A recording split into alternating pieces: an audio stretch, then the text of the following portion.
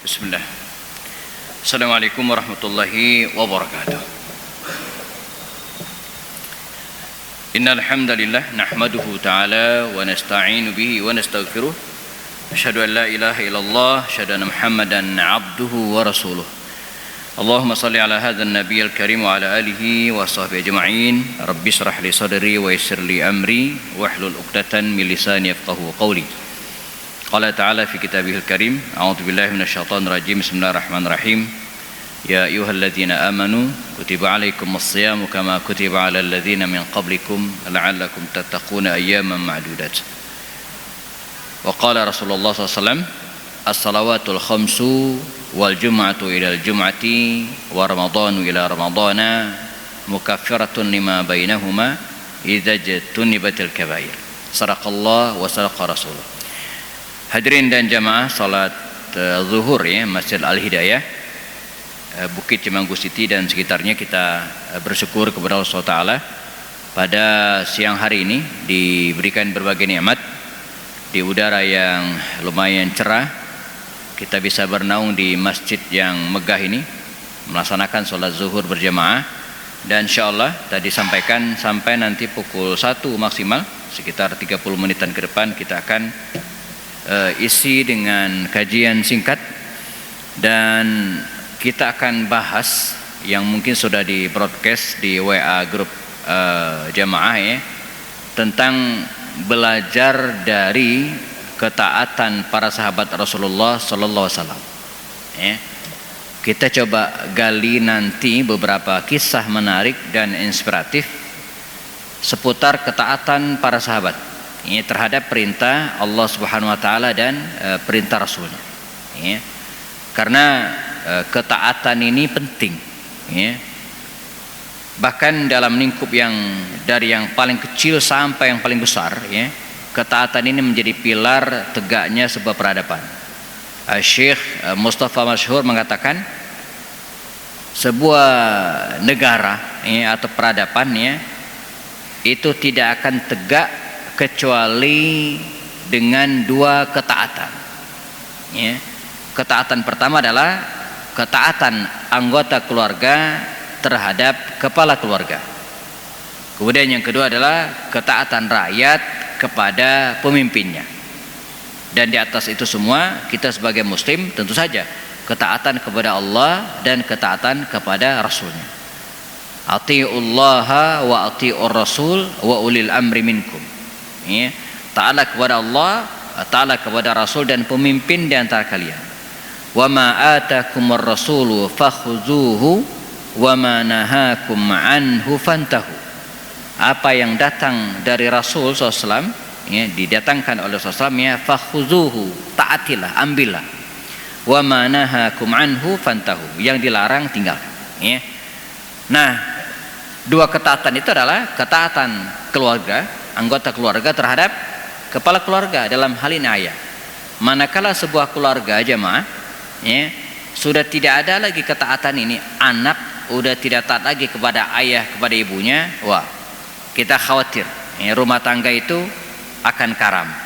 Demikian juga dengan negara ya, ketika rakyatnya, masyarakatnya sudah tidak taat lagi kepada pemimpinnya, tidak mungkin peradaban negara itu akan tegak.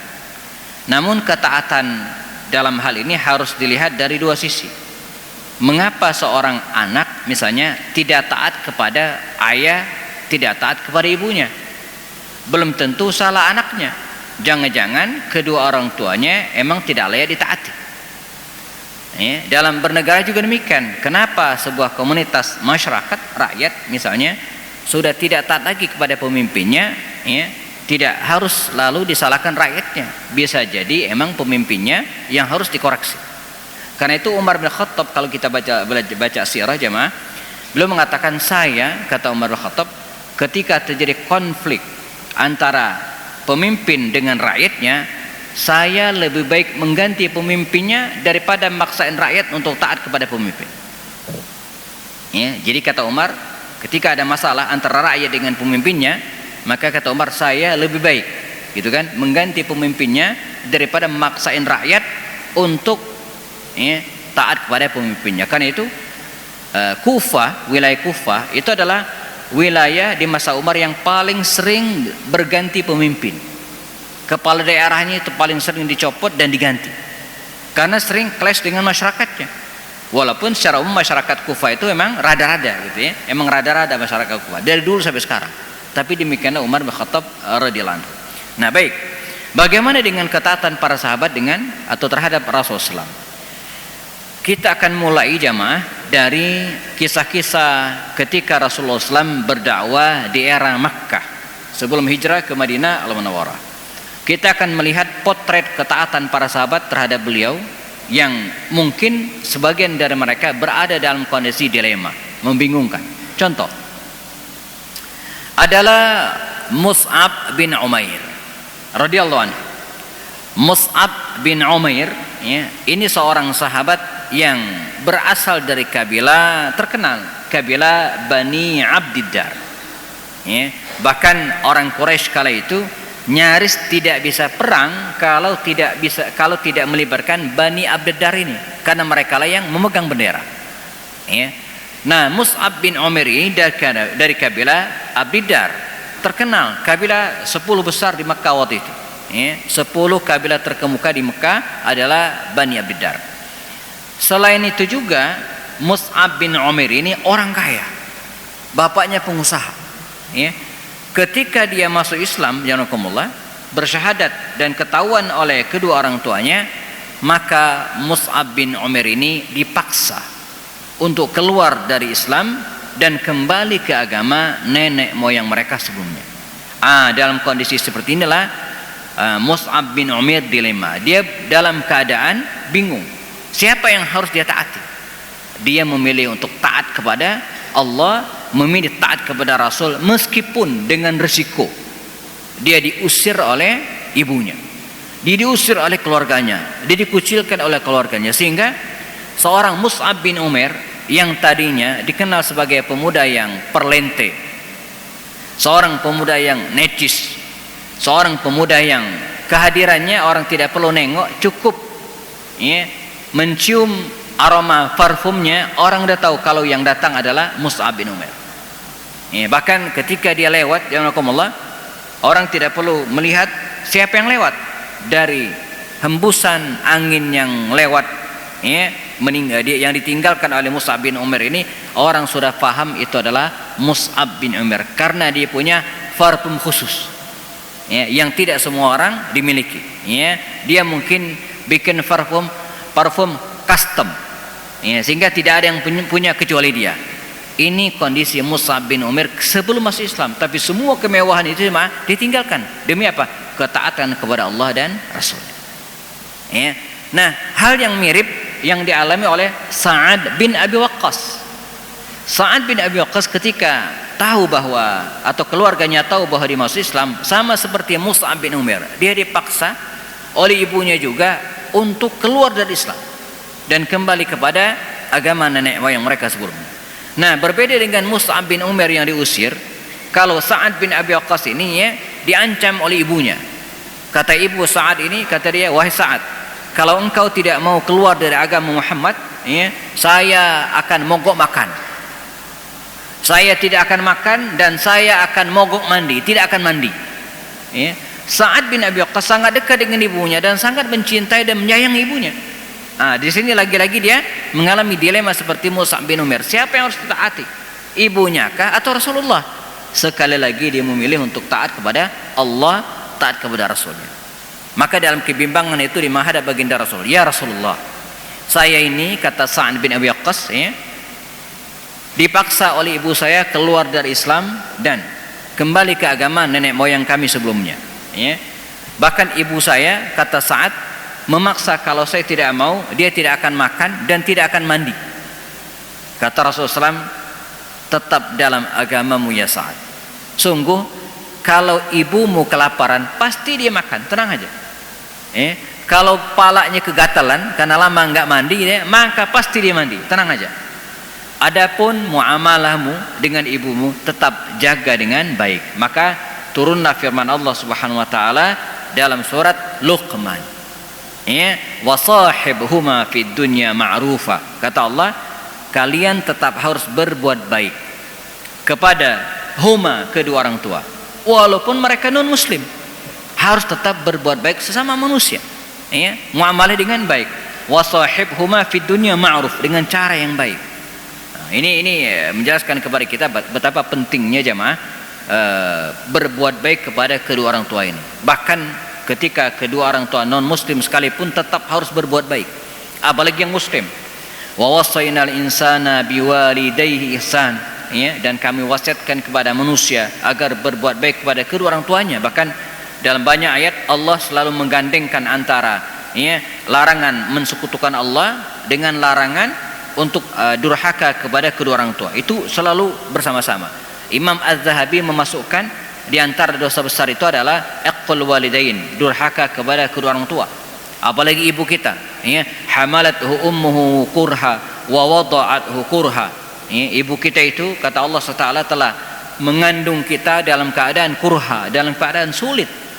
Wa wada'athu kurha, ya, dan melahirkan kita dalam keadaan sulit.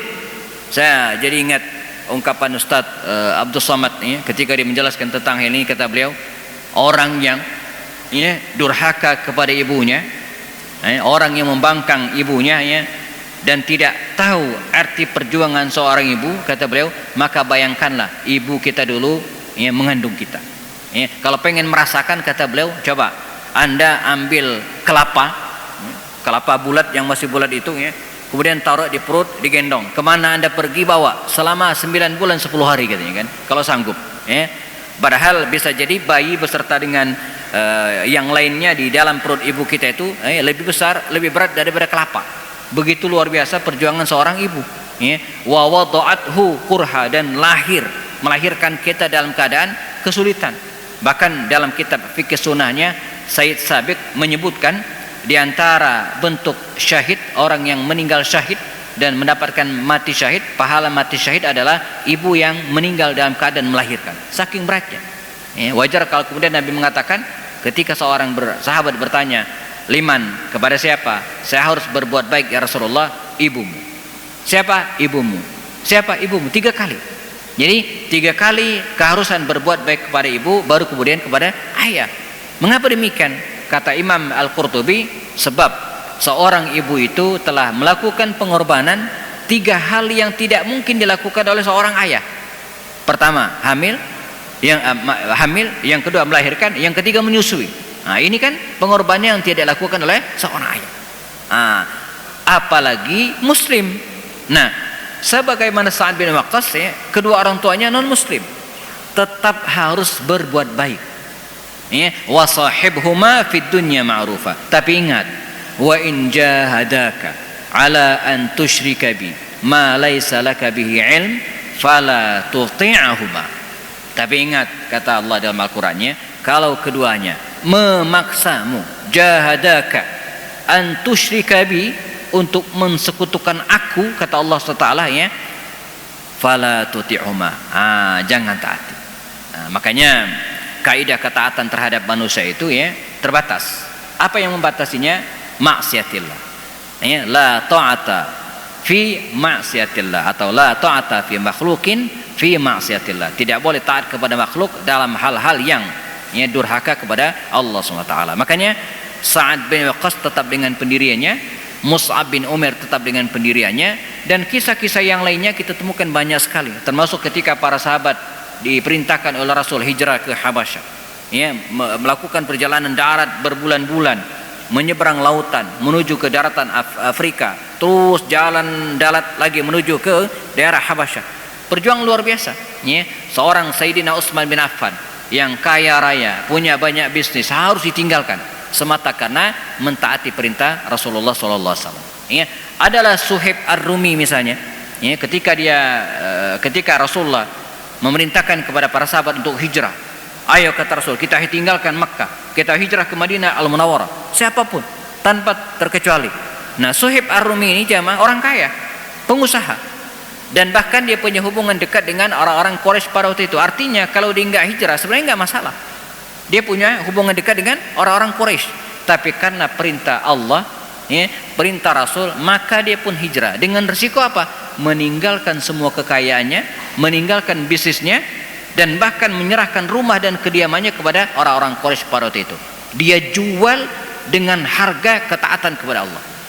Makanya ketika tiba di Quba, dipeluk oleh baginda Rasul, dan kemudian Nabi mengatakan, Rabihal bai'u Aba Yahya. Sungguh perniagaan yang menguntungkan wahai Abu Yahya. Abu Yahya ini julukan untuk Suhaib Ar-Rumi yang telah menjual hartanya, meninggalkan hartanya dan membelinya dengan ketaatan kepada Allah Subhanahu wa taala. Nah, ini contoh konkret jamaah yang harus kita ikuti dan menjadi inspirasi kita bagaimana para sahabat dulu dengan segala perjuangannya, gitu kan, meninggalkan hal-hal lain dan memilih untuk taat kepada Allah dan Rasulnya. Ketika Rasulullah SAW dan para sahabat hijrah ke Madinah Al-Munawwarah, ya, berbagai ketaatan juga kita lihat, ya. Misalnya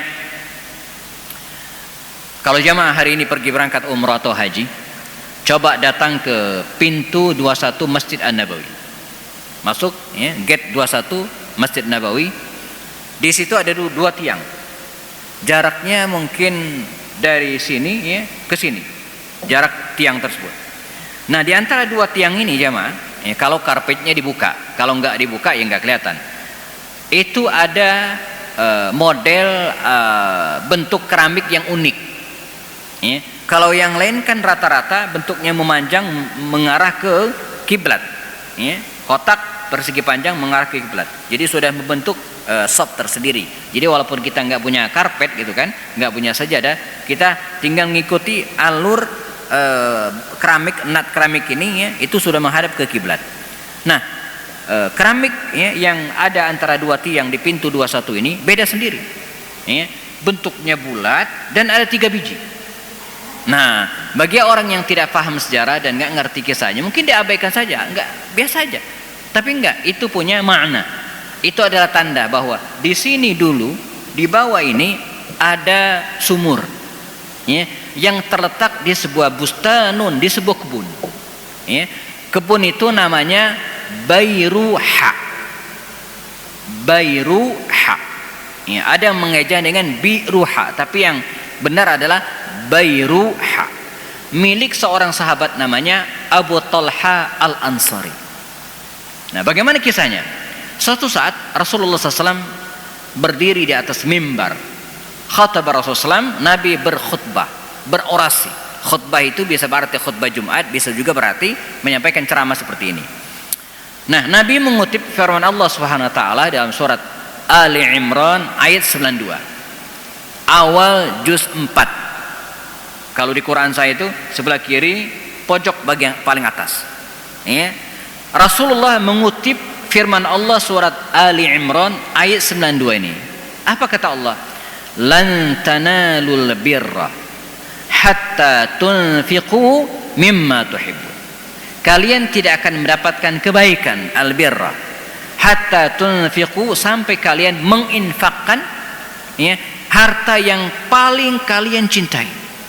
Maka turunlah Rasulullah dari mimbarnya, dikerumuni oleh para sahabat, termasuk Abu Talha ini. Ya Rasulullah, barusan saya mendengar firman Allah Subhanahu wa taala yang mengatakan bahwa kita tidak akan bisa mendapatkan kebenaran, kebaikan, ya, kecuali kalau kita menginfakkan harta yang paling kita sukai, ya, mimma tuhibbun. Dan saksikanlah, sekarang saya mewakafkan, menginfakkan kebun saya yang paling saya suka ini. Bagaimana tidak? Karena kebunnya itu adalah kebun yang paling subur, di tengahnya ada air sumurnya, dan strategis lagi, dekat Masjid Nabawi. Coba, ini harganya kalau dijual sangat mahal. Dan kebun inilah diantara sekian banyak kebun Abu Talha yang sangat disukai. Nah, jadi kebun ini saya infakkan di jalan Allah, saya wakafkan untuk kaum muslimin. Apa kata Rasul setelah menerima itu, ya? Kata Rasul, berikan kepada keluarga dekat. Dahulukan keluarga dekat. Nah, makanya ini inspirasi bagi kita jemaah. Sekarang bulan Ramadan, ya, bulan sedekah, ya. Saya sering review dan sampaikan ulang bahwa teladan kita dalam bersedekah ini jelas Rasulullah, ya. Urutannya begini. Bangsa Arab itu adalah bangsa yang sangat dermawan. Para sahabat adalah diantara orang Arab yang paling dermawan. Nah, diantara sahabat-sahabat Nabi itu yang paling dermawan adalah Rasulullah. Namun di bulan Ramadan Nabi lebih dermawan lagi. Jadi ini adalah puncak kedermawanan. Nah, ini harus menjadi inspirasi bagi kita. Marilah kita ya memperbanyak sedekah. Ya. Nanti jamaah silakan cek ulang ya saldo di rekening banknya masing-masing ya. Cek entah di print out atau kemudian lewat ATM dan seterusnya, cek. Rekening A sekian. Rekening B sekian puluh juta. Totalin Pak, klik. Ya. Setelah itu kalikan dengan 2,5% dan keluarkan zakat. Zakat mal. Apalagi kalau sudah mencapai nisab setara atau lebih dengan harga 85 gram emas. Ini sedekah wajib. Innama sadaqatu lil fuqara'i wal masakin wal 'amilina 'alaiha wal mu'allafati qulubuhum dasusnya dalam surat At-Taubah ayat 60 ya. Ini sedekah wajib, Pak. Zakat itu hukumnya wajib. Rukun Islam itu ada 5 dan salah satu di antara 5 itu adalah membayar zakat. Hari ini marilah kita keluarkan zakatnya. Kemana bayarnya Ustaz? Boleh ke 8 asnaf tadi itu. Ya, 8 mustahik yang ada dalam surat At-Taubah ayat 60 tadi. Fakir, miskin, amil, mu'allaf, gharimin yang terjerat utang nggak bisa bayar, bangkrut habis, riqab orang yang pengen memerdekakan diri. Di zaman Nabi masih ada, sekarang mungkin tidak ada lagi ya. Fi sabilillah, orang yang berjihad di jalan Allah. Bahkan hari ini dikembangkan oleh para ulama ya, yang maksud dengan jihad fi sabilillah itu bukan hanya berperang di jalan Allah, atau mungkin bisa kita kirimkan ke Gaza dan Palestina ya, tapi termasuk jihad fi sabilillah orang-orang yang fokus berdakwah sehingga dia tidak sempat lagi bisnis, dia tidak sempat lagi nyari duit, dia harus menghabiskan waktu untuk berdakwah ya. Maka orang-orang seperti ini dalam pemahaman Imam Abu Hanifah dan ulama-ulama kontemporer ya, termasuk mustahiquz zakat ya. Kalau enggak, siapa yang akan ngajarin umat? Siapa yang akan mendidik umat? Kalau semua orang sibuk berbisnis mencari uang, nah dia relakan tidak nyari uang, tidak berbisnis. Nah, tugas kita untuk memberikan kehidupan yang cukup paling tidak untuknya. Ya, demikian juga dengan para mahasiswa yang menuntut ilmu syariah, ya, dan tidak memiliki uang yang cukup sekedarnya gitu kan, maka bisa diambil dari uang zakat fi sabilillah. Yang terakhir Ibnu Sabil. Nah, kita boleh menyalurkan zakat kita lewat mustahik ini. Atau kalau enggak mau repot, ya kasih ke lembaga amil zakat. Bisa basnas daerah yang sudah ada atau las-las yang ada di sekitar kita. Ya, yang di Bogor ya, kami teman-teman ya, ada yang namanya Yayasan Al-Bunyan, itu jelas track recordnya. Atau mungkin masjid kita ini juga yang jelas bagusnya memang ya, lembaga zakatnya itu sudah resmi, sudah terkenal, terrekod dan sudah dievaluasi tentang keuangannya. Boleh dibayarkan. Ini disebut dengan sedekah wajib. Ya, yang fardu harus Pak. Setiap tahun ketika kita hitung lebih dari 85 gram emas di tabungan kita ya, silakan. Nah, bagi ibu-ibu mungkin ya, nanti di rumah cek lagi tuh.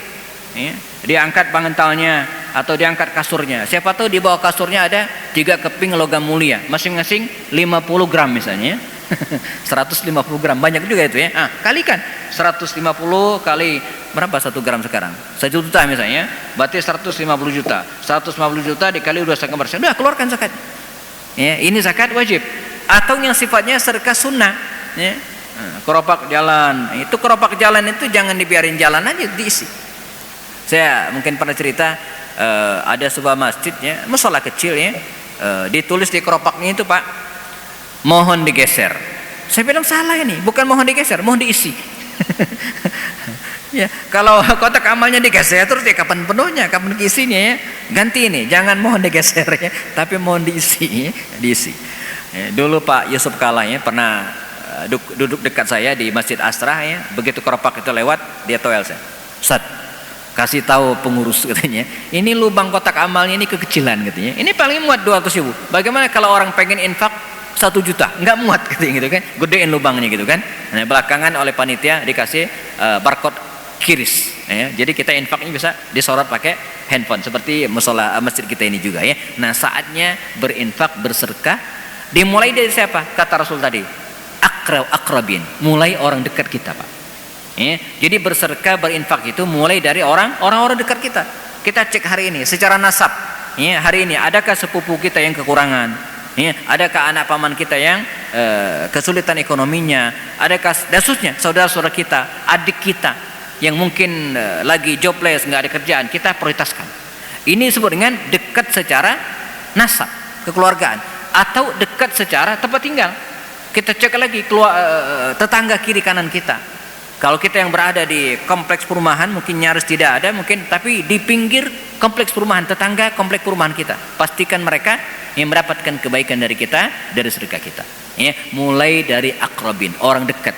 Maka Abu Talha Ansari tadi ya menjual kebunnya, dan kemudian uangnya sebagian dibagikan kepada orang-orang dekatnya dan sebagian kepada Baitul Mal. Jadi ini inspirasi bagi kita bagaimana Abu Talha itu juga dia nggak mikir. Begitu Nabi turun dari podium, begitu Nabi turun dari mimbar, dia nggak ngobrol dulu dengan istrinya itu. Ya, kalau dia telepon istrinya bisa gagal tuh infak ya, bisa batal ya. Atau dia mikir besok aja, enggak, langsung. Ya, sam'an wa ta'atan. Begitu mendengar perintah Rasulullah langsung dilaksanakan. Persis sebagaimana ya para sahabat juga dulu ketika mendapatkan perintah dari Allah untuk meninggalkan minuman keras. Fajtanibuhu, kata Rasul. Sekarang minuman keras itu jauhilah. Apa yang dilakukan oleh para sahabat? Mereka mengambil botol-botol minuman keras tadi, kemudian ditumpahin di jalan-jalan sampai jalan Madinah itu becek semua karena minuman keras sudah ditumpahkan. Nggak ada yang nyetok misalnya 2 galon misalnya atau diumpetin, nggak ada, semua dibuang. Respon terhadap ya, ketaatan terhadap Allah SWT. Para ibu juga demikian, para ummahat, para ibu waktu itu dikisahkan ketika mereka belum diwajibkan berhijab ya, belum ada perintah untuk menutup aurat secara utuh. Lalu ketika firman Allah itu turun jemaah, maka ya para akhwat, para muslimah ini tadi ya, mereka nggak mikir lagi. Mereka nggak misalnya, oh ini ada perintah berjilbab nih, kita seminar dulu deh. Ya, ini pakaian orang Arab atau bagian dari syariat, kan gitu ya. Nah, sekarang banyak yang diskusi tentang itu ya, berjilbab itu pakaian Arab, bukan bagian perintah syariat. Enggak, mereka enggak diskusi. Mereka langsung mengenakan penutup kepala, menutup tubuhnya, ya, berhijab. Bahkan mereka yang tidak punya pakaian membuka hordeng, ya, kamar mereka, pembatas jendela mereka diambil untuk menutup aurat mereka. Sam'an wa ta'atan. Ini jamaah yang dimaksud dengan ketaatan. Ya, untuk menjalankan ketaatan kepada Allah kita jangan mikir lama, Pak. Ya, segera. Sami'na wa ta'na, ya. Tidak perlu diskusi lama dulu. Ketika Allah perintahkan kita jalankan. Ya, karena pada setiap perintah Allah Subhanahu wa taala itu ada kebaikan bagi kita. Ramadan yang merupakan momentum bagi kita untuk memupuk ketaatan tersebut. Toh kita melaksanakan saum Ramadan kan bagian dari ketaatan kepada Allah Subhanahu wa taala. Sebagai penutup, dan ini kerangka besarnya, mengapa kita harus taat? Sebab ketaatan itu dia akan melahirkan ketaatan-ketaatan yang lainnya. At-ta'atu tajurru ta'atan ukhra.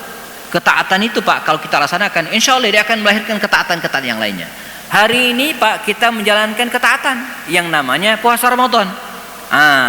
Dengan menjalankan saum Ramadan, maka akan muncul ketaatan yang lainnya. Kita jadi rajin sholat berjamaah di masjid.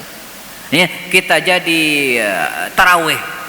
Banyak di antara kita hari ini yang bacaan Qur'annya sudah masuk ke juz 24, one day one juz. Nah, ini ketaatan itu akan membawa ketaatan-ketaatan yang lain.